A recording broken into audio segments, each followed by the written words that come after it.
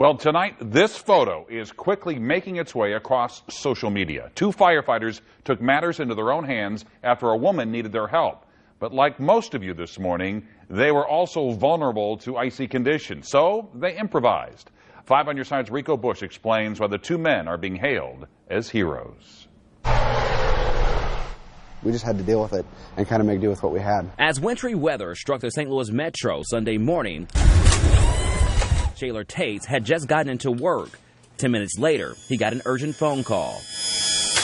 I was sitting down at the breakfast table eating some breakfast, drinking some coffee, and that's when the call came out for a Metro bus that had spun around on the highway.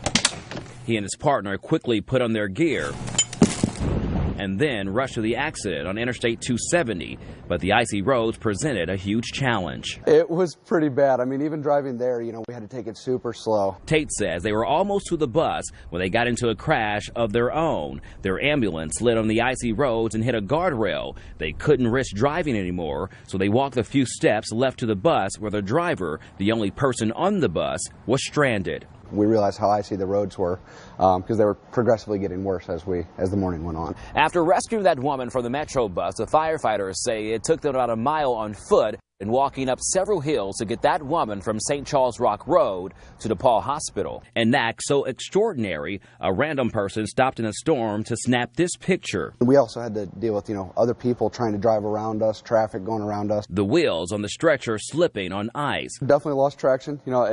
It wasn't willing to work with us as much as possible. But despite all odds against them, these two men were still concerned about the bus driver's comfort. We did cover her up because it was, kind of sleeting or icing, and we made sure that none of that was hitting her in the face.